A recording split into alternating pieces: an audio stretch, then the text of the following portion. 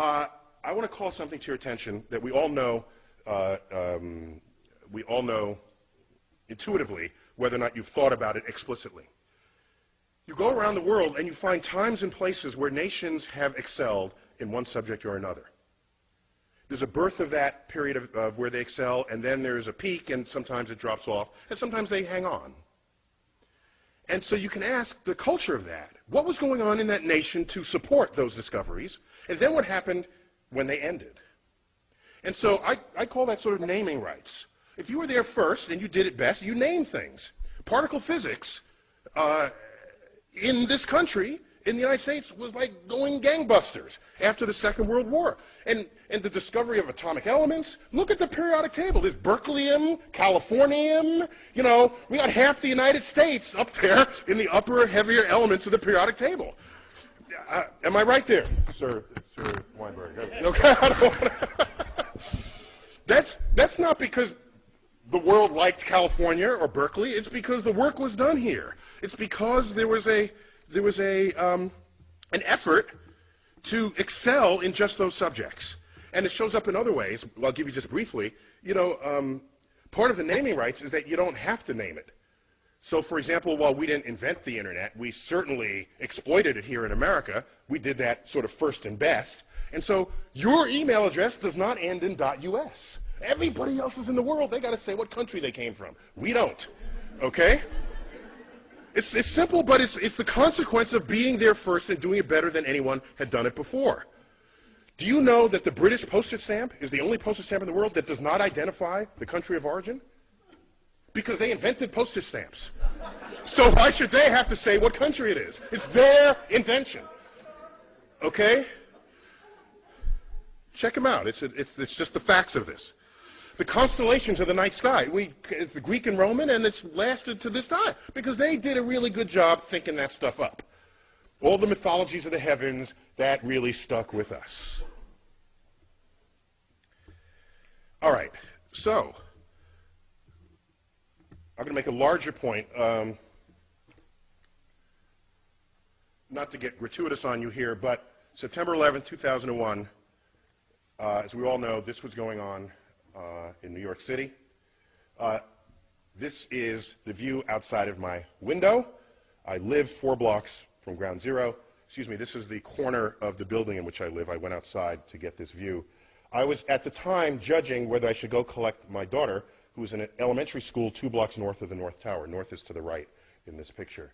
So I want to get a closer view with a highly magnified zoom lens to see what, while that was happening, the plane flew into the South Tower. And so no one was thinking terrorism until the second one was hit. The first one was just sort of a bad tragedy. And so these are just 3 frames from my camcorder. This is at t = 0. This is 1 second, well, like actually a fraction of a second. The plane was moving probably 500 miles an hour. And just to understand, the black building, that black sort of monolithic building, that is 50 stories tall. This is New York City, people. So tall buildings are kind of, they're just all over the place. And that's just a hotel, a 50-story hotel. And it's the towers are foreshortened because they're the angle at which this is shown. I put these up because a few days after this, President Bush, I don't remember where he said this, on the steps of the White House, in the Rose Garden or at the Capitol, in an attempt to distinguish we from they, the terrorists who flew these planes into the buildings and into the, that went down in Pennsylvania and in Washington, to distinguish we from they, he loosely quotes a phrase out of the Bible by saying, our God is the God who named the stars. Now, this is before I was on his Rolodex, okay?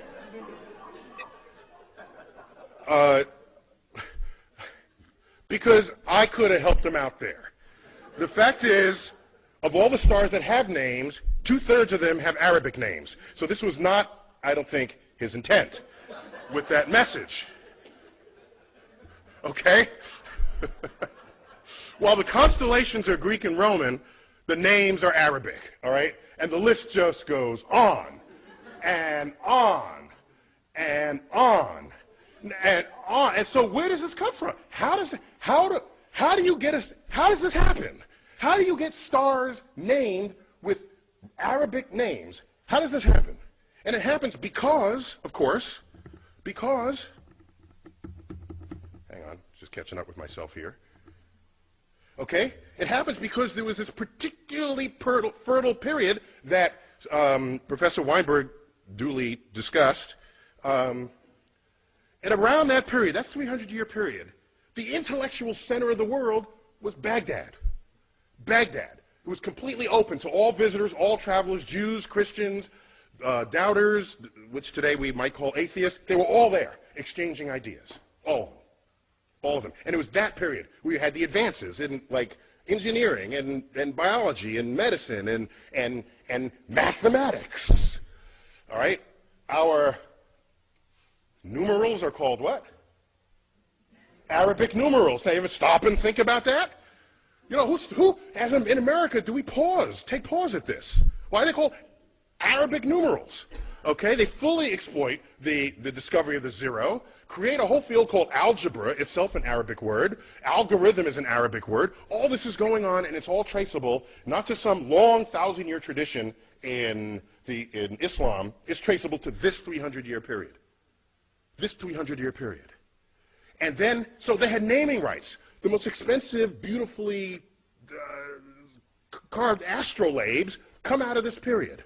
There's a great collection of these at the Adler Planetarium in Chicago, if you ever want to check them out.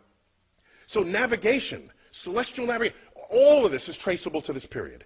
And so something happened. And what happened, as was previously described, I was told, and forgive me for repeating from what you might have heard, 12th century kicks in, and then you get the influence of this scholar, Al-Ghazali. All right? And so out of his work, you get the philosophy that mathematics is the work of the devil. And nothing good can come of that philosophy. That, combined with other sort of codification, philosophical codifications of what Islam was and would become, the entire intellectual foundation of that enterprise collapsed, and it has not recovered since. Over that period, all these books were translated into Arabic on a scale not seen since then. And so why am I even going here? Because I'm trying to explain to you that you fast forward, the dangers here is that you fast forward to 21st century America and ask, what influences are we feeling now? Because that period, that naming period in Islam stopped and it never recovered. Because the way of thinking about the natural world, revelation replaced investigation. Okay? So I fast forward to 21st century, and what do you find? You get things like this. Okay? This is in America. All right? So now, what I find interesting is the level of passion that it requires to actually do it. You got to like pay for this. Because of okay? A sensitivity to the money aspect of it. But we all know tomorrow's economies will be founded on innovations in science and technology, and of course that gets cut short if we lose our civilization, as what happened in Islam in 1100. And the last thought I'll leave you with, which concerns me greatly, if you do the math, okay? You know, just look. You look at all the Nobel Prize winners there ever were, some even in this room, and ask how many were Muslim. And it's like one, maybe two. Okay, I think a second one was in economics. And the one we referred to was described earlier, the co-winner of the Nobel Prize with Professor Weinberg, Abdus Salam. And he's not Middle Eastern Muslim, he's Pakistani Muslim. Okay? Now, how many Nobel Prizes are won by Jews? It's like a fourth of the Nobel Prizes. Okay? Some high fraction of the total. And then you look, how many Muslims are there in the world? It's like 1 billion Muslims. How many Jews? 15 million tops. Okay? So you could ratio these numbers. Had Islam not collapsed in its intellectual standing in the year 1100, and you just do the ratios, they would have every single Nobel Prize today. So the fact that it's not only just a few, it's near zero, is deeply worrying. I'm concerned about what lost, what brilliance may have expressed itself and did not in that community over the past 1,000 years. And so what I want to put on the table is why, so that's the end of my talk. But I want to say, I want to put on the table not why 85% of the National Academy rejects God. I want to know why 15% don't. And that's really what we got to address here. Otherwise, the public is secondary to this. Thank you for your attention.